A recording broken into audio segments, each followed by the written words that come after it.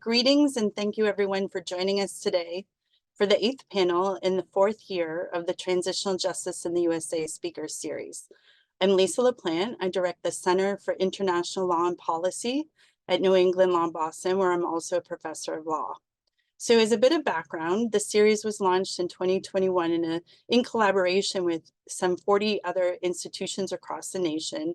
And our goal was to explore various themes related to the field of transitional justice as it relates to the current efforts in the US to redress racial injustice and violence. Our collective aim is to help raise national attention to this important justice movement while offering an innovative lens to explore how these same issues arising in the US relate to experiences globally, and that the US quest for racial justice has synergy with other justice movements across the globe. It's been an incredibly rich conversation over the years, and I encourage any of you who have not seen some of the previous panels to visit our homepage. You can see the link at the bottom of the screen, and there are recordings of all the sessions, and this session will also be posted there once it concludes. So today's panel is entitled, "What Role Should Media Play in Reckoning with Contemporary and Historical Racial Injustice in the US?" So we have a wonderful group of panelists who will be exploring whether and how the media should figure into a quest for racial justice for historical and contemporary racial harms. The panelists will discuss how the media shapes national narratives that support or not truth, reparations, and justice initiatives, while recognizing that this fourth estate, as it's often called, should be held accountable for its own role in perpetuating these racial harms. The panelists will also share their ideas on how the media can support current efforts to redress racial injustice in the US, while drawing from comparative international experiences to recognize the cost of overlooking the role of media in transitional justice. So before we start, I want to thank the co-organizers of this event, in particular Priya Morley, who is the director of the International Human Rights Clinic at UCLA School of Law, and the Racial Justice Policy Council at the Promise Institute for Human Rights. And she'll be moderating the panel today. And also Ashley Nelson, who's a communications director at the International Coalition of Sites of Conscience, and she'll be a panelist. I finally want to acknowledge all the co-sponsors who have continued to support the series and helping it to be an inclusive and far-reaching conversation. So a few quick logistics on the format of this webinar. We will be shutting down the chat during the panel. You are able to post questions on the Q&A feature, though, during the whole conversation, and we'll make sure to share those with the panelists once they conclude their remarks. We will reopen the chat once the panel discussion has concluded, and we'll move into Q&A. Also, all the biographies of all the panelists are listed on the homepage of the speakers series, and so we ask that you refer to that, as we will not be doing a full introduction, just to reserve time for the discussion. So please do take a look at the webpage for those biographies. So to get us started, I'm happy to hand things over to Priya to facilitate this conversation, and I'm very excited and look forward to hearing what you all have to say, and thank you all for being here. Thank you so much, Lisa, and hi to everyone on the panel and also in the audience today. It's such a pleasure to be here and moderate this important and also very timely discussion, and I'm really excited to get going and hear from everybody that we have participating. So we're fortunate to have these experts who are coming from practice, from academia, and from civil society to discuss the various intersections of media and racial justice and situate those intersections within a transitional justice framework. So just quickly, we have Alicia Bell, who's the co-founder of Media 2070, Nia Evans, who's a freelance journalist, Alan Jenkins, professor of practice from Harvard Law School, and Ashley Nelson, the director of communications from International Coalition of Sites of Conscience. Before we turn it over to them, I just wanted to add to Lisa's really helpful introductory remarks. So since the racial justice uprisings of 2020, many of our institutions have been forced to reckon with their role in perpetuating racial violence and discrimination and upholding the historic and contemporary structures of inequity that the United States has never fully grappled with, including through any transitional justice mechanisms. And so as we'll hear today, the media is very much not immune from this reckoning, and yet it has a unique role to play in shaping our national narratives in ways that can either promote or undermine efforts to achieve racial justice. And therefore, the media provides an opportunity for those who are fighting for racial justice to reshape those narratives in helpful ways. But constraints within the media as a sector and barriers within society more generally present obstacles to affecting this meaningful social change. And so today we have the opportunity to hear from these panelists about the role of media in perpetuating racial harms, but also its potential to be wielded towards more transformative ends. And so to start us off, I want to pass the floor to Alicia.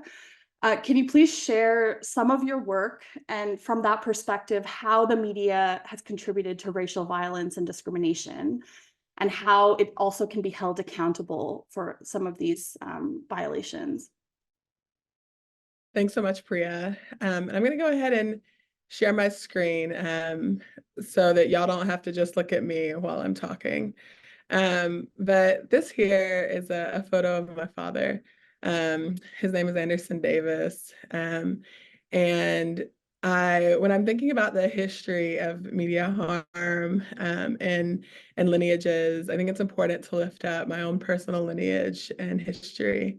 And the thing I want you to know about Anderson Davis is that Anderson Davis grew up in Mississippi. They were a teenager who was learning how to take care of horses, learning how to work on a farm, going to school. And one day they played hooky. And on that day they played hooky, they went over to check on a cow because their grandmother taking care of animals. And there were white residents who thought that they had been the ones who hurt the cow. And that began a process of them having encounters with the police, being incarcerated, being sent to reform school, and kind of all the ramifications that we know happen because of incarceration. I share that because, I share that because I went to the very end. My apologies about that. Because Anderson is not unique in that. And this is actually something that is in the DNA of the United States. So far back to 1704, where the Boston Newsletter published its first ad a month after its founding for the selling of enslaved people, calling the local Black population addicted to stealing, lying, and purloining. So it's no surprise that my father was assumed to be the one who hurt the cow. Because that was the narrative and the culture that was embedded in the United States from the beginning. And then I wanted to share a photo of my mother. This is Chelly Bell. And Chelly spent a lot of her life as a server, as a waitress in a restaurant. And in 2016, I think I credit her a lot with my work in media from a lot of the conversations we had about shifting narratives, because she was diagnosed with HIV and had a lot of qualms around the narratives around HIV. In 2016, she died because of poverty and because of HIV that had progressed to AIDS. And she died because she wasn't able to afford her medicine, which is something that really should be inexcusable in 2016. And the reason I share that is because what we know about media and what we know about media harm is that in the New York Times, there was an article run that referred to Negro cocaine fiends as a Southern menace. They talked about the American media's core constituent of middle-class individuals is perceived to be at risk. A rampant disease like AIDS doesn't constitute a news story with high news value.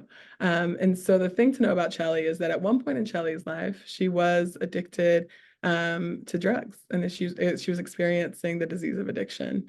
And the thing that we know about the disease of addiction is that once it was something that was assumed to be disproportionately impacting Black communities because of media narratives, there was much less research and much less community care put towards addiction. And so I'm very clear that the impacts of cultural media harm show up in the impacts of my family and of my lineage. And I'm also clear that these are microcosms, right? These are things that are bigger than us. Because like I said, the 1704 newsletter impacted a lot of people. 1898, there was newspaper writing that impacted one of the first coups that happened in the United States in Wilmington. 1917, there was espionage charges that were thrown at a Black publisher in San Antonio. This is an example of a paid newspaper ad that Thomas Jefferson wrote for an escaped slave that ran in the Virginia Gazette in 1769. So this harm is core to the DNA of the United States. So as much as it runs through my blood and my lineage, it runs through the blood and the lineage of the United States of America. But the thing that's really exciting is that there's also a lineage of resistance. And we have been resisting ever since there has been harm. And as early as 1827, we had the nation's first Black newspaper, Freedom's Journal, that was founded in New York City. We have had a continuation of Black press, Indigenous press, Latina press, Asian press, Middle Eastern press that has been created and co-created and stood up to inform communities, to not only inform communities of color, BIPOC communities, but also to ensure that all multiracial communities had accurate information about those communities. So these newsrooms, while under-resourced through decades, have been the ones ensuring that information about our folks have been accurate. We have been some of the first fighters of mis and disinformation in this country. That resistance continues to the Harlem Broadcasting Corporation being founded, leasing time in WRNY in New York City. It continues to the WLBT case in Mississippi and Jackson, where local Black leaders and the United Church of Christ won a historical legal victory against the racist station WLBT, which is the court ruling that gave citizens legal standing to challenge broadcast licenses. So for as long as there's been harm, there's been resistance. And so much so that in 1969, the United States had no choice but to write about this and to be clear that media had harmed our communities, right? So in 69, the Community Relations Services wrote that few American institutions have so completely excluded minority group members from influence and control as have the news media. They, in collaboration, kind of created the Kerner Commission report that came right before that in 1968, which said that media are instruments of the white power structure. And part of the reason, you mentioned earlier that I'm a co-founder of the Media 2070 project. Part of the reason that we named it Media 2070 is because as early as 1919, there was the Chicago Commission that was saying this exact same thing. And then you have about 50 years later, the same thing coming out of the Kerner Commission. And then about 50 years later, in 2020, you have the same thing happening in the United States, where folks are complaining about the same media issues, but also continuing to resist. And so the thing that we know is that care is the antidote to violence. And so I wanted to share this reparation cycle with folks that for us is a manifestation of care at a macro level, where we move our communities through reckoning, to acknowledgement, to accountability, and redress. This reparation cycle and a media reparations framework focuses both internally within the media sector and also externally for the harm that the media sector has caused for communities. And so what we know and what we believe is that we have to have this reckoning and acknowledgement, accountability, and redress happen internally, because we need repair for the Black journalists, for the Black publications that have been under-resourced, despite being the heart and soul of journalism consistently. And we also need repair for communities at large who have been harmed by the narratives of the news organizations. And without that, we don't get to a place where we have multiracial democracy, because we don't get to a place where we are seeing and understanding each other holistically. And so Media 2070 exists to move that work. I currently move some of that work through the Racial Equity in Journalism Fund, where we are actively resourcing and organizing capital to BIPOC news organizations. And so as I kind of bring forth the work of Media 2070, as I bring forth the work of the Racial Equity and Journalism Fund, I bring forth these folks who are here. The question that I just leave folks with is in your work day to day, what is one baby step you can take, one way, no matter what your work is, that you can incorporate repair into it, that you can incorporate acknowledgement, reckoning, redress, restitution, accountability, if you're not already, so that our stories are whole, our stories are true, we're able to see and understand each other holistically, and therefore able to meet each other holistically and co-create a multiracial democracy and society where everyone thrives. Thank you so much, Alicia. I think your personal narrative and also historical context really underscore how intersecting forms of discrimination, different marginalized identities, are intersecting in ways that harm and exclude certain people and groups from this country. And also how from its start, from centuries ago, the media has promoted dominant narratives of subordination or exclusion of these people. And yet, alongside that, there have always been sites of resistance, of uprising from within those communities, to challenge not only the dominant media narrative, but also the mis or disinformation or absence of information that those communities need to equip themselves in order to challenge it, even outside the media context or information context.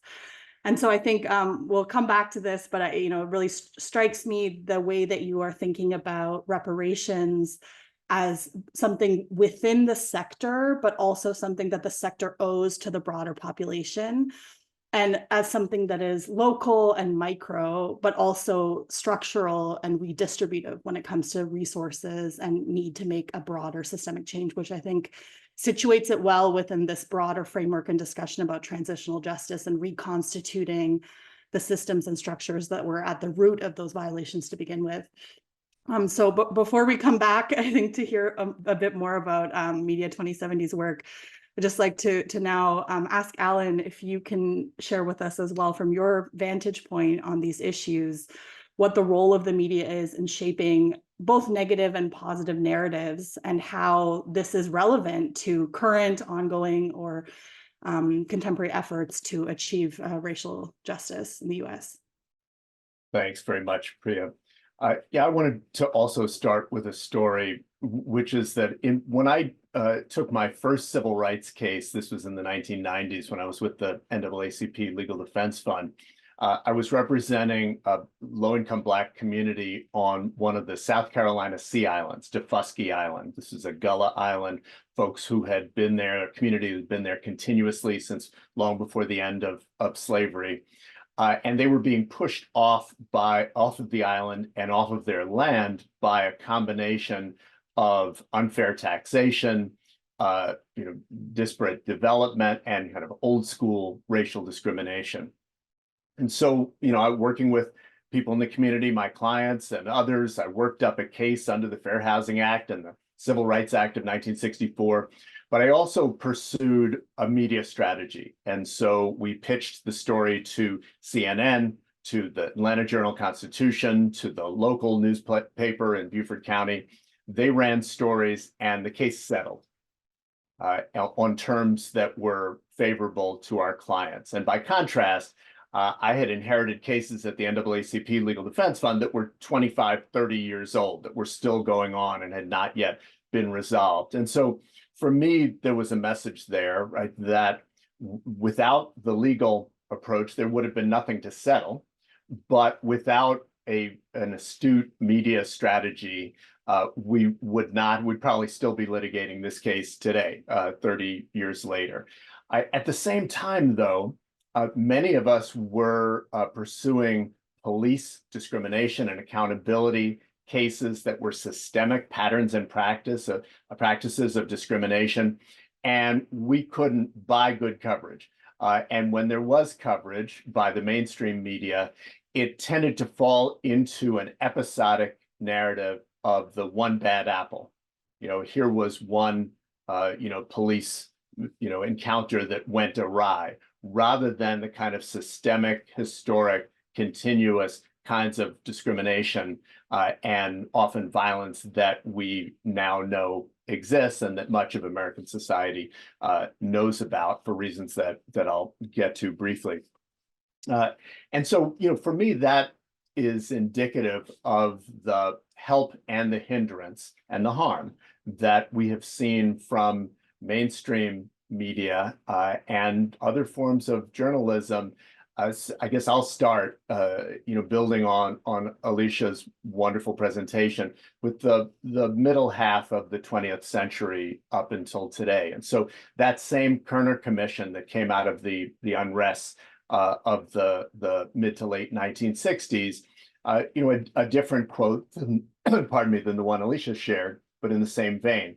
A finding that the news media have failed to analyze and report adequately on racial problems in the United States, and as a related matter, to meet the Negro's legitimate expectations in journalism. Really two different but related harms, right? Failing to report on the struggles and the challenges that we were facing and that other communities of color were facing, and failure to do the basic reportage that white communities expected and received from journalism. And so again, that dichotomy is important. A half century later, my former organization, the Opportunity Agenda, issued, this was at the time of the killing of Trayvon Martin by George Zimmerman and his with impunity. And we did a study of media depictions of Black men and boys. That was the focus of that particular research.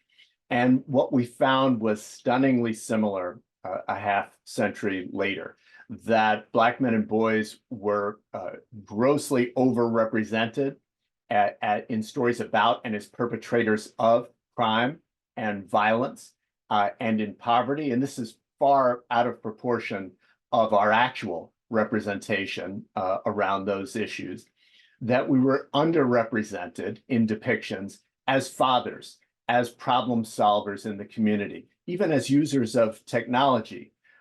And as the Kerner report found, that there was an underreporting or underrepresentation of stories about racial discrimination and other unequal barriers. And so going back to this question of narrative, what that means is if you are a consumer of the mainstream media, and what you know about us is that we are problems, we're prone to violence, we are mired in poverty and other intractable problems, and you have no context reported to you about unequal barriers that we face, then it must be us, right? It must be a problem that comes from dysfunction or character defects or our inherent criminality. And so that it was not only about the individual stories, but about the drumbeat of story after story after story. And it is built upon by entertainment media and video games and films and TV, which we found had the same pattern. We also found in subsequent studies similar but different patterns regarding reporting on immigrant communities, on Latinx communities, on people living in poverty. Both some real problem solving, in other words, policy and attitude change for the better. It was a result of important reporting by either ethnic media, so-called, or mainstream media, but also these repeating patterns. In the new era, meaning in the last couple of decades, we have some new opportunities and also some new challenges. So given the ways that journalism and broader media are changing. So for example, news outlets are no longer gatekeepers for the news. And that is both to our benefit as those of us who are seeking racial and other forms of justice and human rights, but it also has unleashed disinformation and misinformation in a way that often harms us. But when we think about George Floyd's murder or the killing of Eric Garner or so many other women and men who we've seen, those were not stories that were initially reported by the mainstream media.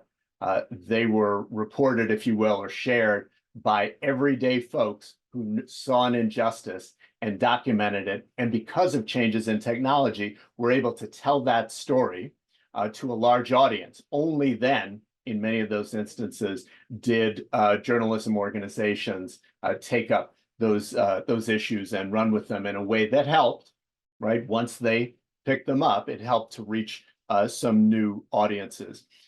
We also know that news media organizations no longer, because of changing technology and practices and advertising and threats to their business model, have fewer resources for investigative reporting, fewer resources for beats, right? There used to be a civil rights beat when I began my work as a civil rights lawyer, and I knew journalists who would understand the issues. We didn't always agree. They didn't always report things in the way that I wanted them to, but that wasn't their job, right? But they were experts on issues of racial and other forms of discrimination. And those jobs have gone away.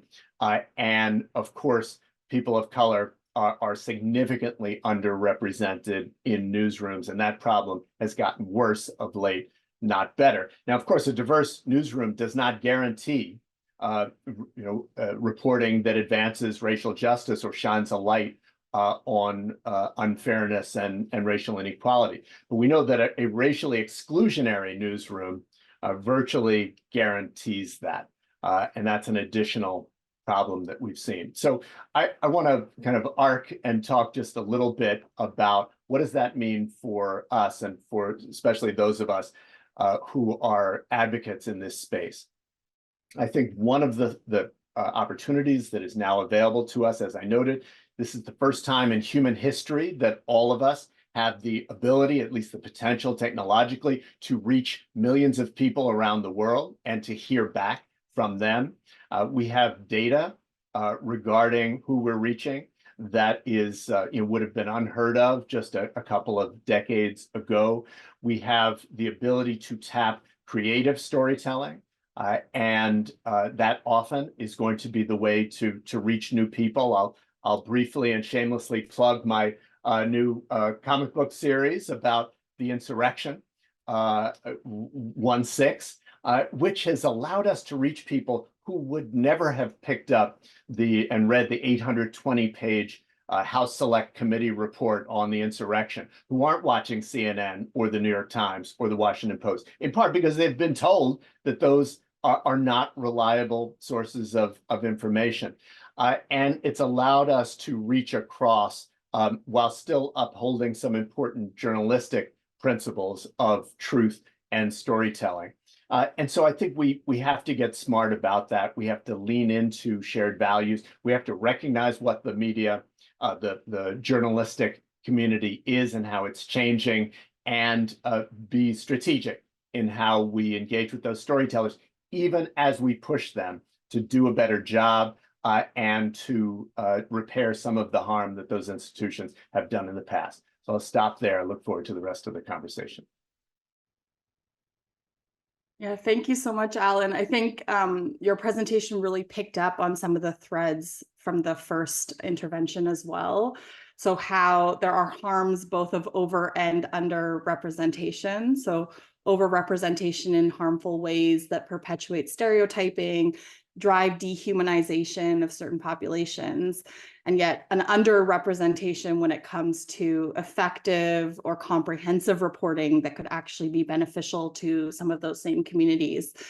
But I think hopeful in that there are these new pathways for everyday people to drive media narratives, both through these other non-dominant media platforms, but then also by building stories, by reaching people through these alternate pathways, actually holding the media accountable to start to cover some of the things that left to their own devices they might or have historically excluded from the reporting that they're doing. So I think really, you know, from my own kind of perspective, I think this tension between a legal strategy, an advocacy strategy, a media strategy is also really notable, and how you can wield some of the media impact in order to drive legal wins, but also vice versa.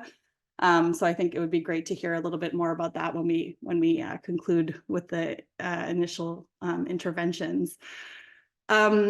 So I think now I'd love to pass it to Nia to ask from your own experiences as a reporter, but also as someone who's engaged in social justice work.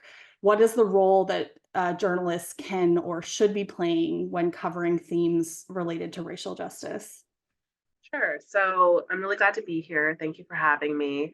As was mentioned earlier, I'm a freelance reporter. Right now, my day job is I'm a reporter at Mother Jones, but I'm here in my independent freelancer capacity. I was hoping, because there's been so much lovely media, to share a video to start with, but Twitter's down and being weird. But I think there are two ways to answer your question. The first is sort of an industry answer of what should the sort of media industry be doing to better respond to racial justice, and to do better by that reporting, and also to think through the challenges in that. And then there's individual reporters and what individual reporters can be doing. So I want to start with the industry because I think it's a harder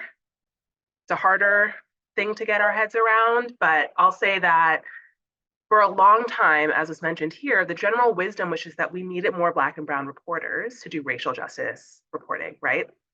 And I think that's also like that representation argument is true in other industries, right? Like lawyers, at one point, the legal industry believed that we just needed more Black and Brown lawyers to see like better lawyering. It's true in all different types of industries.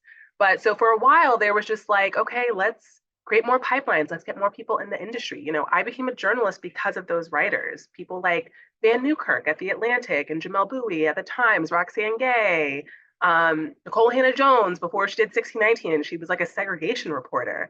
There are amazing Black and Brown reporters who have been doing incredible work at the intersection of democracy, civil rights, race. And I think all of their work shows that racial justice reporting is not one thing.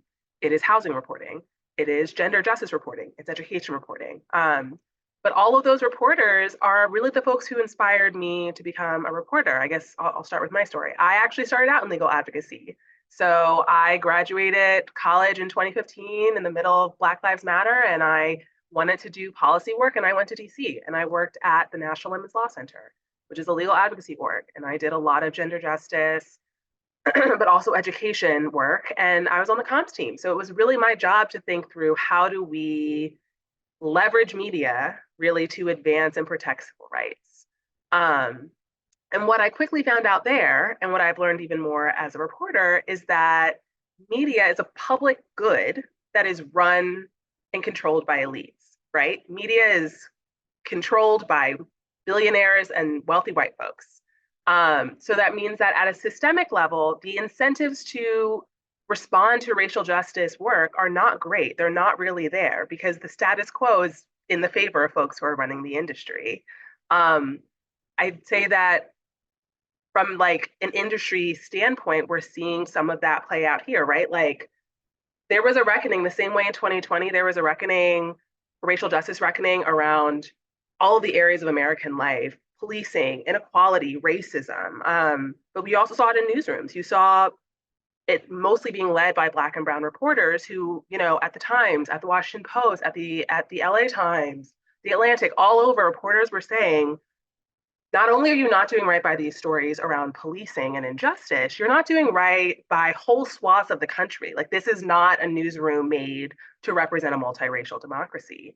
And so you had a lot of newsrooms who, you know, similar to all these other industries, found themselves in a corner, realized they had horrible demographic data and that they weren't doing their due diligence, say, okay, we're going to try to grow, we're going to try to change. And I think you can see some of the gains of that, but similar to Hollywood and all these other places, there are also a whole ton of studies that have come out that have said, oh, they said that they were going to do better and they didn't.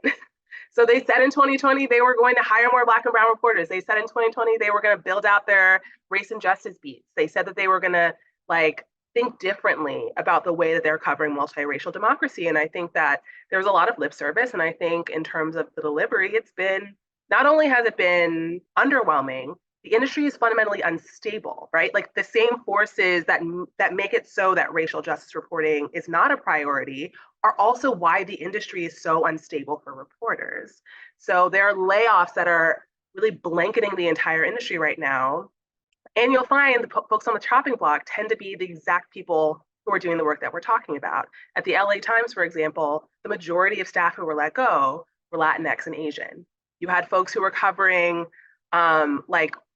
issues across the state of California that they're just gone. They're no longer covering Asian American issues. They're no longer covering Latinx communities in a diligent way.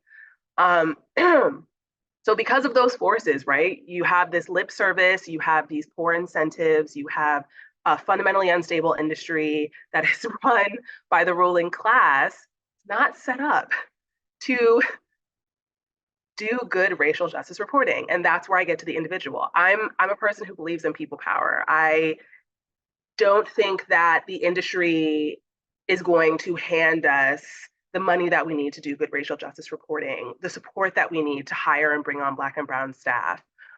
They've just shown many times that that's not what's going to be happening. And I think you can see a really good example. The video I want to show is what's happening right now in Atlanta with Cop City. So right now you have activists who have spent really upwards of almost 4 years now battling a police training facility that would cost millions of, almost $100 million now at this point, that activists have dubbed Cop City. The city says that it's needed to train police officers and firefighters. Activists and a lot of Black and brown local community members say, we don't want more money going to police right now. We don't want more weapons going to police. We don't want to invest more in the policing of our communities. But as folks have sort of outlined here, there are dueling narratives happening right now. There is a narrative by the city of Atlanta that says that this is an important center, it's critical to public safety, and it's being threatened not only by Atlantans, but by terrorists. They've started to brand them terrorists and are using the whole force of the law to, they've brought racketeering charges, they've brought domestic terrorism charges, they've gone after folks who are administering bail funds. So they're really using the power of the state and the law to crush this resistance to Cop City. And what you've seen in response is not only incredible organizing and resilience and fortitude, but also you've seen local reporters and press collectives come up and fill the gap, because one of the main newspapers in Atlanta, the Atlanta Journal-Constitution, is run by someone who also sits on the board of the Atlanta Police Foundation, which is spearheading Cop City. And so you can really start to see how all of these things are connected. My point around, this is an industry that is run by the people in charge. There are incentives to keep the people in charge. Police in Atlanta right now are being supported in their efforts by media outlets in Atlanta. And so you've seen groups like the Atlanta Press Collective, which is a local group of reporters, do really incredible work on this front. Scalawag, which is another Southern-based Black-led magazine that's independently run, and I also think it's collectively run. And so I bring this up to say, not to say that there's no hope and that it's not critical to have multi-pronged strategies, but that I believe that the most innovative racial justice reporting that we're seeing on a whole host of fronts is happening by reporters, by journalists who are working in collectives, who are working in small groups, who are often typically quite underfunded, but who are doing work that is truly fundamentally independent. Because as our media sort of landscape is set up right now, it's not an independent landscape. And so you have this really exciting, you've got the Atlanta Press Collective, but even Writers Against the War on Gaza. Like there are wonderful, like interesting, innovative organizing groups of writers who are coming together, yes, to protest, yes, to put pressure, but also really to make that record, to record, to do some really like investigative work that's not happening right now. So my response to that question, it is hard. I would say that the industry has a greater burden, frankly, to be able to rise to the challenge, and they have fallen down on it many, many times. I think on an individual level, reporters were sort of in this period of like a national ahistoricism. Folks are so desperate to forget certain parts of our past and our present. But I also think, you know, I work for like a liberal lefty magazine, and a lot of folks just don't know, we don't get access to the history that we need, right? Like, I think I heard from Jamel Bowie a while ago, he told me reading or reporting is reading. And so if you're not actively reading a book right now, you're probably not doing particularly good reporting. And you know, I see it in the coverage of the presidential election. I think so much of what's happening in this 2024 election is about race. Like from Trump and his insurrectionist tendencies, and to like the fact that we're probably going to be seeing another coup attempt this fall, from that to attacks on books, to attacks on teachers and librarians. There is, underneath all of this, attacks on protesters right now. There is a fear of Black political power that has, I think, that is sort of at the root of this country's founding, but that also spreads out to affect all these other important groups, right? Like it affects Latinx groups, it affects Arab groups, it affects queer folks. Like we're seeing a really like targeted attack. And I think because Black folk sort of, because of our relationship to this country, like we're the blueprint. The strategies that they created to keep our political power suppressed is used to keep other people's political power suppressed. And I think even the fact that you, in this presidential election, you're seeing all of these, what's the word I'm looking for? People aren't saying the thing. They're using the same rhetorical phrases that the right is using. They're using wokeism and critical race theory, using it in ways that are just fundamentally incorrect. You're seeing a lot of adoption of like right-wing narrative and rhetoric. And part of that is because even on the left, I think we really struggle to understand that race flows underneath everything that we do. But I would say as a reporter in this industry, the times I have felt like I have the most capacity to do important racial justice reporting is when I'm working in concert with movement leaders and other reporters. And so I think the only way we're going to move the needle is, again, through like building relationships, building people power, building power outside of these traditional institutions. And I think it's hard work, but I think we're on our way. Thank you so much. I think that's a sobering but also hopeful place to end your intervention, because, you know, I think this has come up a couple of times, but the limits of progress within these institutions that are perpetuating the kind of elite narrative, but otherwise just populated by people who have a stake in all of these other structures and systems within the country. And so, you know, I think your example, I'm in Los Angeles, this example of the LA Times, I mean, that's been such a recent story of, you can look at it one way and say that it's the people who are most recently in that are the first to go out. But when that is disproportionately racialized persons, people who are working on local reporting in specific communities, it really starts to kind of illustrate the limits of progress when it comes to just individual reporters entering or advancing work. Not that that's not important, but just all of these other spaces that need to be occupied as well in order to really shift the needle on how these narratives are being framed through different mechanisms. So I think there's so much there about the challenges of racial justice reporting, or reporting on racial justice through all these other sites of reporting that all implicate racial justice within them.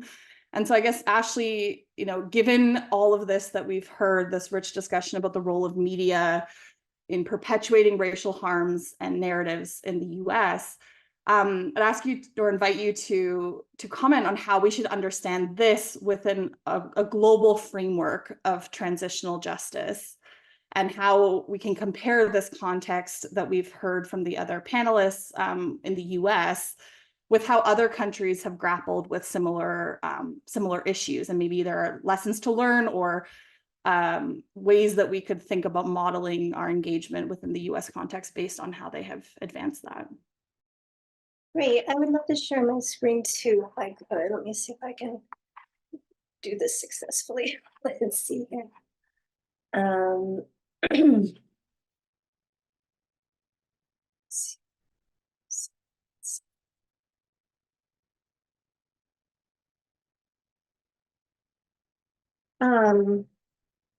Sorry for someone back there too. Can you all see my screen? I hope so.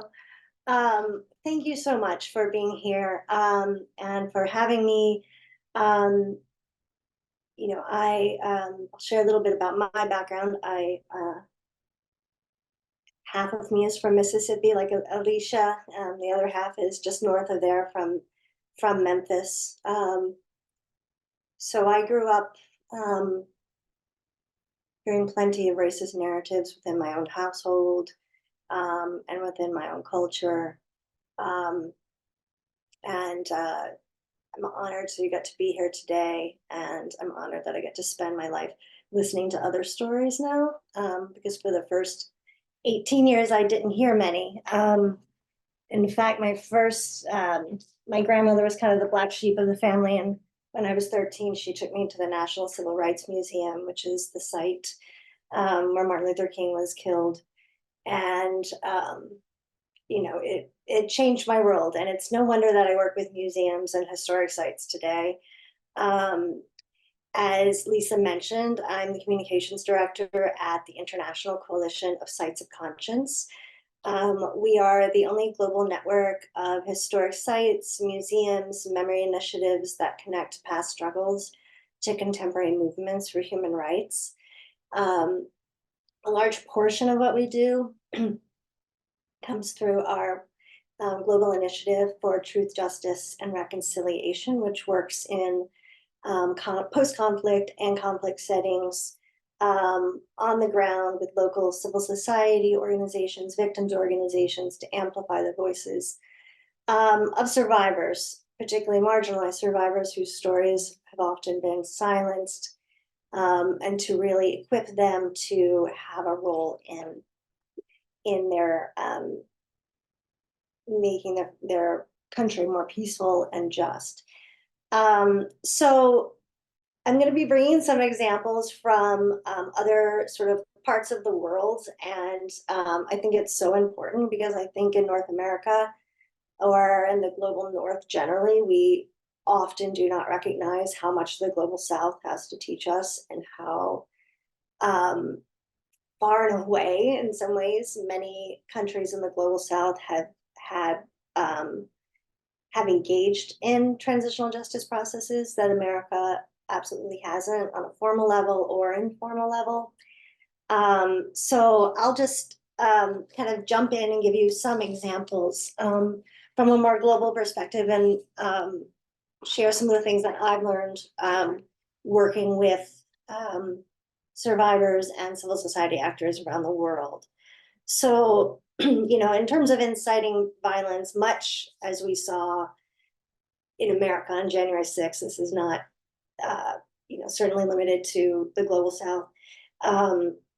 There are unfortunately all too many examples of media fueling human rights abuses. So one of the most common you kind of hear a global perspective is from Rwanda, where nearly 1 million people were killed within a 3-month period in 1994.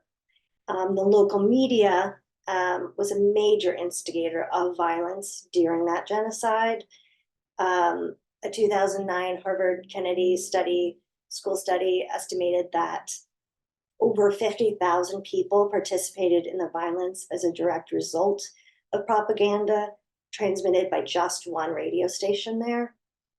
So the impact is horrific. And I think, when we look at questions of accountability and justice for Rwanda, just to care for a second, change has occurred in some cases. An article I'm trying to give due credit to journalists here in the Columbia Journalism Review recently noted that, in the 30 years since the genocide, press freedom is inscribed in Rwanda's constitution now. Rwandan universities offer formal journalism studies. But I think it's always a very careful, fine line we walk because, the government also puts very, pretty harsh restrictions on journalists, and use the genocide as an excuse to do that. So it's always sort of a very slippery slope sometimes, and we always have to think about that. But I think in general, when we think, I'm going to talk a little bit more about formal TJ processes. I certainly, as I grew up, I'm older than a lot of you here. But when I think about sort of the media and the representation of transitional justice processes, this is the image that comes to my mind as someone who grew up in the 80s and 90s, right? It's Slobodan Milosevic at The Hague. And for a long time, I think media coverage of transitional justice processes or, similar prosecutions were all sort of high profile prosecutions. And they took center stage. And I think that reflects sort of a weakness in transitional justice processes more generally, where they're focusing on the sort of top-down processes. So while these sorts of prosecutions are really important, I think that they overshadow sometimes the actual victims and survivors and their own experiences. And if we look globally, though, I think, we can also see many positive instances of media amplifying the voices of victims. This first image on the left comes from Guatemala, this historic 2016 trial against two former military officers who were found guilty of holding 11 indigenous women as sex slaves during the Civil War there. You'll see, they covered their faces, but they testified, and it really changed Guatemalans and I think the world's view of the situation there. So I think that's a positive example. The second image comes from South Africa. For people who are kind of interested in diving further into this and looking at different contexts, South Africa, while it had its challenges, certainly, I don't mean to generalize, but I think overall it's recognized as being a good example of how the media can take what is sometimes a very cumbersome political and legal process and make it more accessible to people. In South Africa, the Truth Commission was widely covered by the press. It was often praised in its role for bringing the coverage to marginalized communities. The deputy chairman of the country's TRC said, unlike many other truth commissions, this one was center stage and people living in rural areas. And the media coverage, particularly media, enabled the poor, the illiterate, people living in rural areas to participate in its work, so that it was truly a national experience, rather than restricted to a small handful of selected commissioners. And maybe that's something we can talk about later, but the question of access and who has access to this sort of this information and how it can sort of reach everyday people, I think is a really important question. The last image is a bit bittersweet. It's from Ukraine, where tweets from activists and journalists were a really big catalyst in the Euromaidan protests in 2014. But just to get really more specific and a little more current, I was going to just dive in really quickly to one setting, the Gambia, which just finished a Truth, Reconciliation, and Reparations Commission. Just for those of you who may not know, the Gambia in West Africa, all Gambians were victims of a 22-year-long dictatorship by a man named Yahya Jammeh. He was responsible for gross human rights violations, from torture, enforced disappearances, extrajudicial killings, sexual violence. When he was finally ousted in 2016, the government initiated a Truth, Reconciliation, and Reparations Commission, or the TRRC, in 2017. And so we, through our members and our partners in the Gambia, we really, they were expressing some of the challenges they faced. Here was a country that had an actual Truth Commission, and yet they said women in particular had trouble accessing it for a lot of reasons. There are geographic reasons. The commission was generally in the cities, and so rural women could not access them. They are also discouraged just through patriarchal sort of norms about sort of staying inside the house. But media also played a huge role in the Gambia in discouraging women from testifying. Women who did come out about sexual violence they endured during the dictatorship were ridiculed in the press. And I haven't included anything here, but, horrific cartoons degrading them, stigmatizing them. So women were often, very often just scared to, to put themselves out there in that way. And then, further, not everybody wants to sort of, be in the media spotlight and go to a Truth Commission and share their most horrible stories. And so as we were sort of brainstorming this with our members and our partners there, and these are civil society organizations, I mean, I'll just join the choir in really just applauding the work of on-the-ground activists and civil society actors throughout the world, because they get stuff done. And the Gambia, this was completely true. On the right side of the screen, you'll see a listening circle, one of our members there. They're called Women in Liberation and Leadership.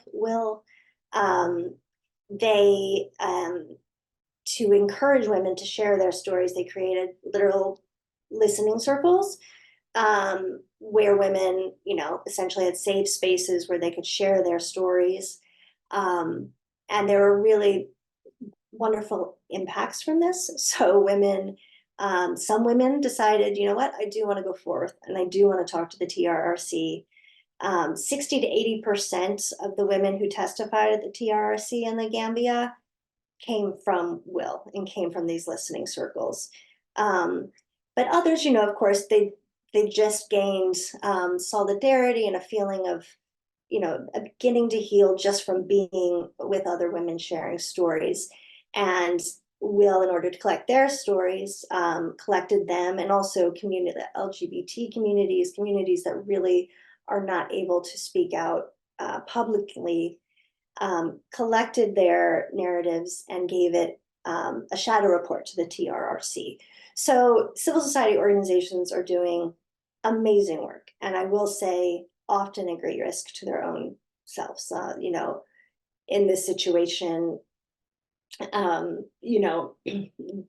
of the leaders in the Gambia, I was with her when her children were threatened on Facebook. And so they put themselves at incredible risk, but do incredible work. On the left side of the page is another member called the African Network Against Extrajudicial Killings and Enforced Disappearances, or ANAKID for short, in the Gambia. I think to the other panelists' point, there's so much good that can come of, citizen journalism and advocacy that sort of gets out on local levels. So in the upper left-hand corner, we have an amazing woman, Nana Jo Nadao, whose father was disappeared under Jammeh. And, she started a victims organization. And this is a traveling exhibit that she started to share the stories of victims and build solidarity and awareness within the community. And eventually it turned into like a museum, the first memorial to victims of Jammeh in the Gambia.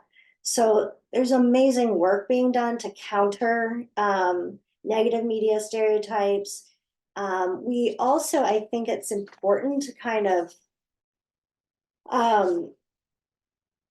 note that sometimes, I think transitional justice in general, can be just kind of far removed from your average sort of person. I certainly know, many people I know have no idea what transitional justice is, or what a mechanism is, or what a process is. And I think that holds true for journalists too. So one of the things that we have found effective is working with journalists and civil society around the world to hold workshops on transitional justice, procedures and mechanisms for journalists to sort of give them a better sense of what exactly it is and what's possible. We, have workshops where we support them in talking to survivors and really try and connect them with survivors groups so they can sort of amplify these stories. There's lots of really amazing journalists out there without the resources. In Africa and other places, sometimes you need, money to get a radio spot. So we offer grants, and it's not just us. It's, this is, I think, one thing international donors can really do is fund these local initiatives on the ground. In the upper left-hand image, this is an image from a Rohingya refugee camp in Cox's Bazar, Bangladesh, where we're working to help train women to share their own stories. And so there's lots of really great things people are doing all over the world to sort of counter media stereotypes. In the bottom right hand, lots of civil society organizations in Turkey will report on hate speech. So there's advocacy, there's creating their own media, so much good happening. But I think, well, I'll just leave it there. I think that probably said enough. And I'll stop sharing my screen now. But yeah. Great, thank you so much, Ashley. I think it's really helpful to consider our discussion of the US context within how media has both fueled conflict and fueled discord in other contexts, but then also been a tool or integrated as part of a transitional justice strategy in reconstituting and trying to heal some of those fractured societal relationships in a transitioning society.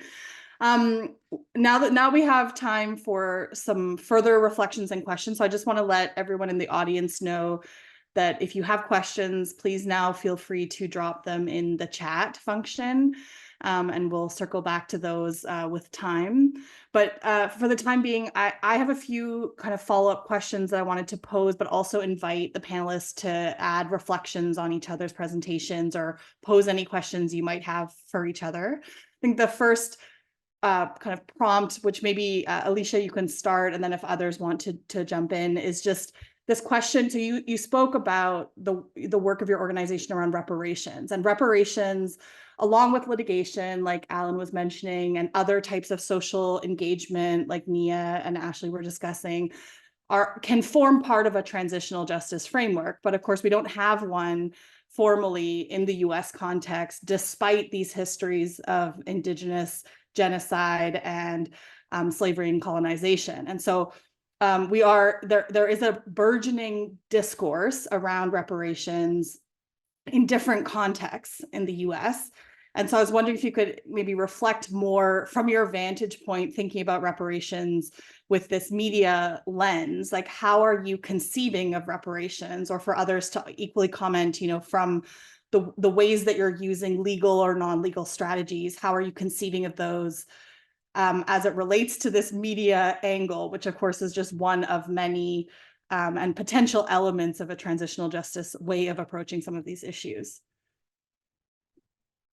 Yeah, absolutely. I really appreciate that. I think One of the things to know about reparations is that it is a decades-long fight. It is something since the end of chattel slavery in the United States that folks have been fighting for in a variety of ways. Um, and so I'm very thankful for the growth that is happening now and the visibility that's happening now, and also don't want that to at all undermine the decades of labor and work that folks like Queen Mother Moore have done, that folks and organizations like and Cobra have done along the way. Dr. William Darity have done. Like, these folks have been in it. So I just really want to amplify that, first of all, because we are here because of their work. And that said, I think one of the things that you'll see in a lot of research around reparations is that while the vast majority, especially of Black folks, believe that reparations are needed, there is a really large hope gap. So there's not a lot of belief that it's something that's possible. And I would say that that is especially true at a wider kind of transitional justice, like reconciliation level, the kind of the hope and transformation, the hope and reconciliation, the hope and belief in something better on the other side. There's not a lot of hope there. The thing that makes me heartened by the work that we've been able to do around media reparations is that it takes something like reparations that can sometimes feel really nebulous to folks and really like pulls it down into a thing that feels tangible. And there's several folks who we've had conversations with over the past few years who have said, in the past, I really felt like reparations was like a pipe dream, but because of this work, I can see the way that it's possible now. And I think it's because it personalizes it in a way that, if you are a media maker, we've similar to what you were saying, Alan, it's not just journalism. It certainly is entertainment, media. It certainly is television, poetry, art, culture, all of these medias. But as we've talked to folks across these medias, there is a way that this applies to folks as makers and creators, and brings them into the work to say, this is how you can be active, this is how you can be impacted by it. And then you're able to extrapolate that to a larger reparations framework. And that's where I see a lot of the success right now in terms of reparations broadly, right? Like, it's one of the reasons why it's partially one of the reasons why it's been easier to have local reparations wins than it has been to have federal reparations wins, because you pull it down to a really personal level and folks can really make it tangible. And then it's easier to bring people into a wider movement space and a wider kind of a broader reparation space. And I will say too, when we were creating this work, we really went back and forth about whether we should talk about Black and Indigenous reparations, and all of the conversations we had with tribal media, Native journalists, and Indigenous journalists, folks were like, I don't know if the reparations movement in the United States is our movement. Like, it's a repatriation movement. It's a rematriation movement. It's a movement of honoring treaties. It's a movement of returning land. It's a parallel movement. It's an aligned movement. It's a woven movement. But I don't know that it's not like the reparations movement has kind of a connotation. And so we definitely do kind of wade in these waters where at an international and a global level, right, there are a variety of reparations movements that are happening. And also in the United States, reparations has a Black context. And I think that goes to what you were saying, Nia, earlier, that like so much harm has been iterated on the backs and bodies of Black people. And so it's necessary for so much repair to also be iterated with the bodies of Black people.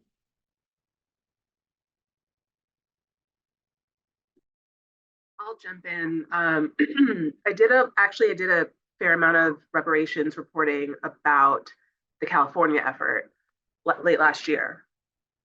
Because for folks who don't know, California had a task force for a few years. So in 2020 or 2021, a bill passed to create a task force. That task force spent 2 years doing the research, hosting roundtables and conversations, and they really released in last summer, I think, a real clear framework for what reparations would look like in California. And I saw a note in the chat about like what brief narrative, and one of the leaders of that effort is so smart about it. I was actually just looking through our interview notes to see if I could find his exact phrasing. I'll look when I'm gone or when I'm done. But what I wanted to name was, I found while I was doing the reporting for that, there was so much focus on the check. Like to the point of your question, in a lot of the reporting of the California effort, the main question that reporters asked was, how much is it going to cost?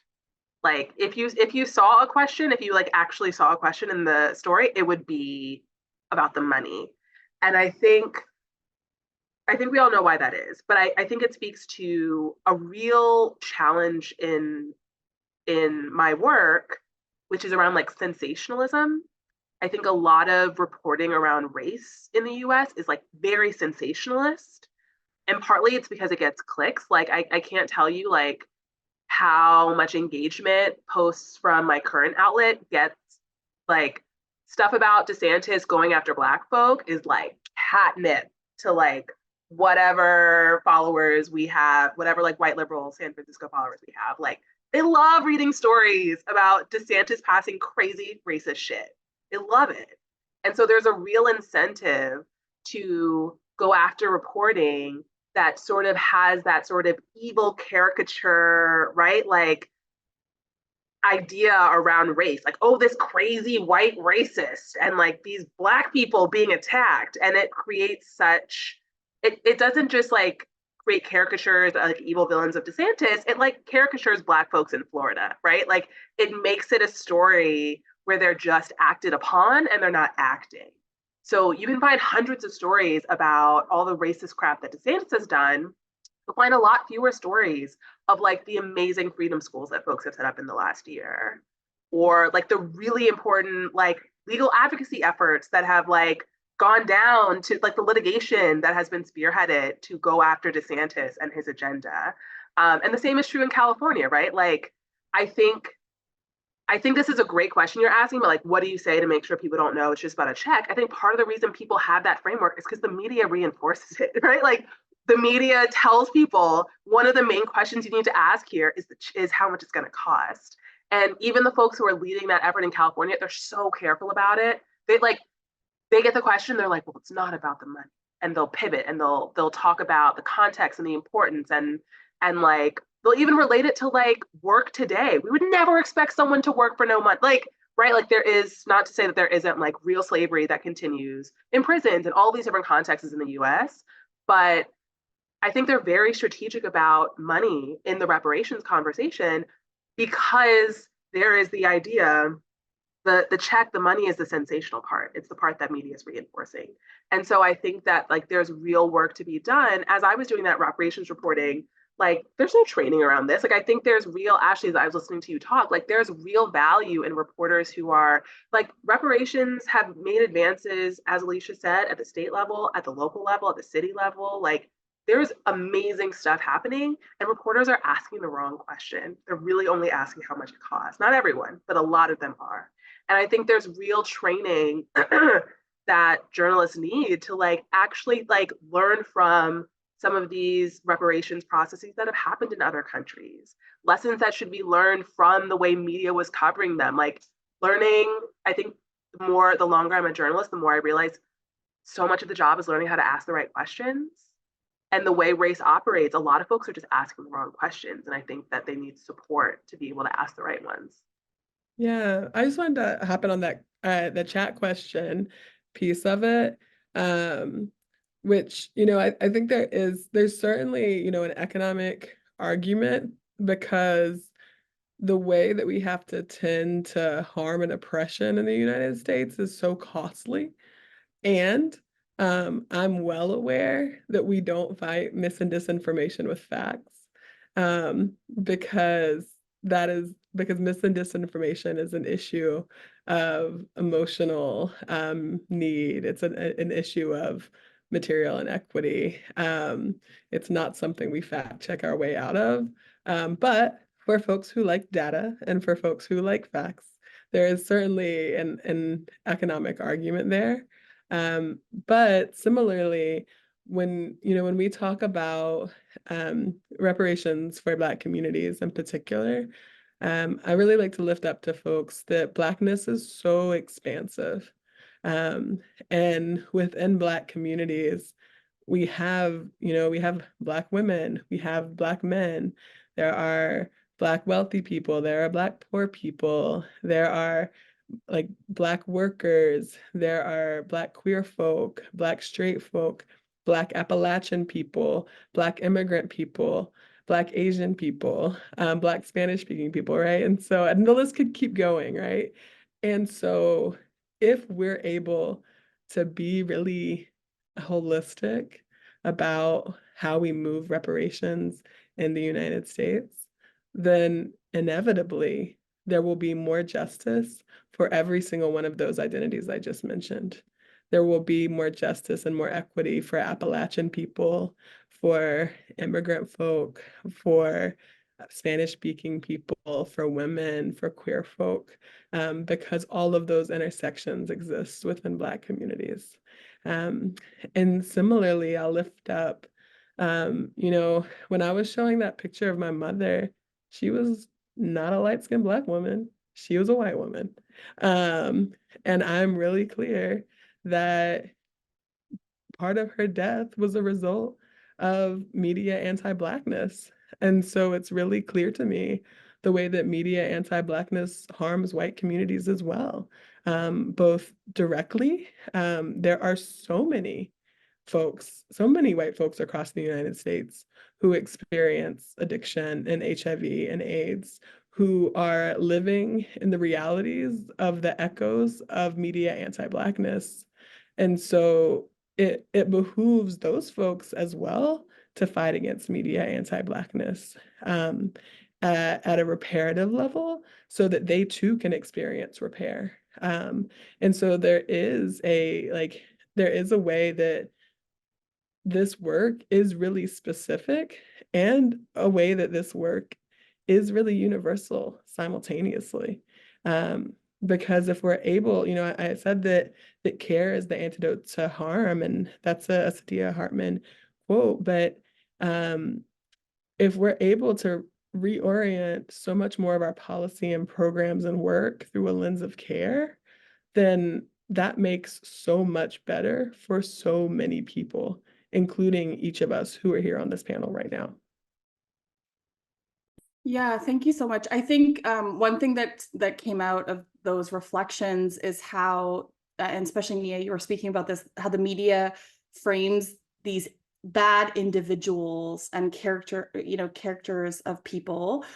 I think that goes to something that others have mentioned as well about this desire to frame it as an individualized type of racism rather than grappling with the systemic or structural. And I think that informs this discourse on compensation. There's a question in the chat also talking about how transitional justice, as it's understood within a human rights framework, is compensation, but also has other pillars, including satisfaction and guarantees of non-recurrence. So things that go to really systemic or social change, rather than having it be just a check, as has come up a few times. So I guess there's two pieces to that. I'd love to hear your thoughts, Alan, and also Ashley, but how this individualized understanding of what racial discrimination is in the US is playing out through some of these media discussions, and then also how that individualized understanding maybe inhibits this broader and systemic transitional justice approach in ways that I think we're circling around. Ashley, do you want to start? Or Feel free, you can go ahead. Okay. Yeah, I think, excuse me, as I noted with our opportunity agenda research, and this was when the journalism field was more robust and economically healthy and well-staffed than it is today. It's about 9 years ago. Overwhelmingly, the reporting on issues relating, explicitly to race tended to be episodic rather than systemic. And there's a lot of research. Shanto Iyengar, a political scientist, I think has done the best research on this, that kind of reporting drives audiences to blame the victim, right? Here's a bad thing that happened to an individual. It is probably the individual's fault. Here's a good thing that happened to an individual. If we only had more people like that individual, the problem would be solved, right? Is where audiences tend to go. So I think, it's incumbent upon journalists and all of us to tell systemic human stories, right? It's people, the human drama and human stories are why we all come to, information and content. But when we tell them in a systemic way, we can fully inform audiences, not only about the emotional piece of an individual struggle, but about the systemic obstacles that people are facing and to the solutions, whether it be based on race or some other aspect of identity or something else. And I think, that there's plenty of evidence that can be done during the, so-called racial reckoning period after George Floyd, the murder of George Floyd by police officers. We saw an uptick of some of that kind of reporting, although a lot of it has subsided. I think, reporters and news operations need to be constantly asking themselves, are we leaning into that kind of storytelling? And if we're not, why, right? What is it that we're actually educating our viewers about if we just tell them about, a random crime that occurred or, an individual who is facing a struggle? I think related to that, and I think Nia touched on this, is recognizing that the vast majority of domestic stories are racial stories, whether or not that is explicit. So a story about crime is a racial story. A story about immigration is a racial story. A story about housing or homelessness is a racial story.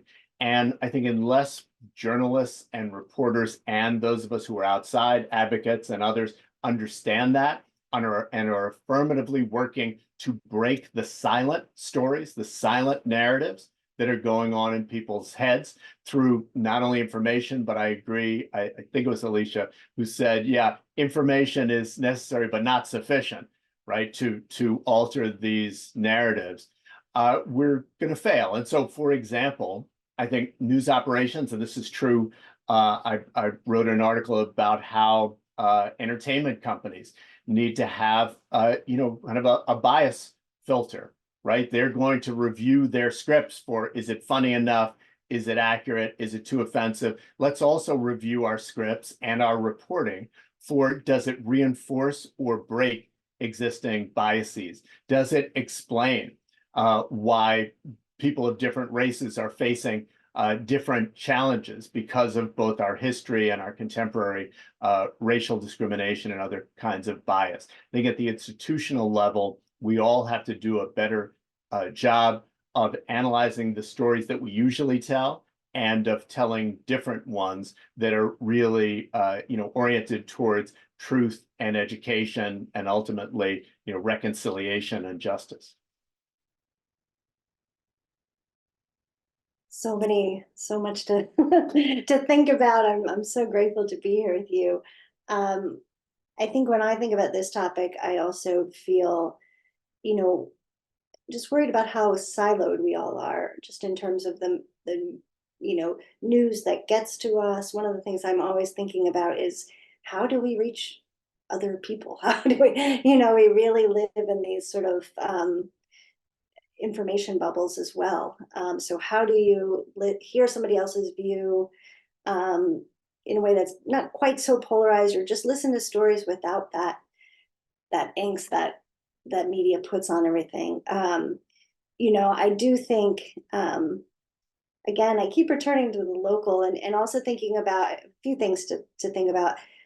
But ways that one of the things that our organization does, we run a media and TJ Academy, where we bring together journalists, but also like academics and activists and different people from different spheres. It's like usually a year-long program. And there's capacity building workshops on what TJ is, so you can listen to a variety of contexts, whether that's the situation in Colombia or South Africa or Lebanon. So there's lots of countries that have lots to teach Americans about this. I also think academia is another place where we could do a much better job of teaching about transitional justice and about elevating the stories of survivors in a compassionate way in our journalism schools, and getting that into sort of curriculum and getting people to sort of understand what that means. I also think, on a local level, there are so many, and this is partly my work, but so many wonderful others, like museums happen to be sort of, I think, one of the few places left where you might get people who, aren't of the same exact background or aren't of the same, political sort of leanings, and you might get them to a really sort of interesting place where you can have a discussion. And there are so many sites of conscience, and what's doing that very thing. And what's special about them is that so many of them in America are doing the hard work in some of the hardest places. There's the Emmett Till Reconciliation Center in Mississippi. There's the National Civil Rights Museum. There are so many museums and historic sites bringing people together to try to, I don't know, sort of like cleanse the palate of all this sort of media, just the language, the sort of us versus them language. So I think those places also really need to be lifted up. There's a Pauli Murray Memorial Institute in North Carolina. These are all amazing spaces that share stories, that are in communities that are pretty, there are white people there who need to know these stories, and I think as much as we can lift up all of those spaces and stop having these silos between these organizations or these spheres, that would be really helpful. Thank you so much. I feel like we could keep discussing this for hours, but unfortunately we're at time. But it has been such a pleasure to hear from all of you. I think it's really underscored how interconnected all of these struggles are and all of these communities are, whether it's domestically and internationally, how we see echoes of some of the same battles being fought and some of the same sites of resistance. And so there's a lot to really learn from engagements like this one that bring together people with really different perspectives on the issue to share and to learn and exchange those ideas. And so I've certainly learned an awful lot from all of you and really appreciate the time that you put into this really rich discussion. So thank you all. Thank you to Lisa, Jasper, and the team for organizing. And thank you to everyone who's in the audience as well. I really appreciate sharing this space with you. Thanks very much. Thank you, everybody, for joining. Wonderful. Thank you.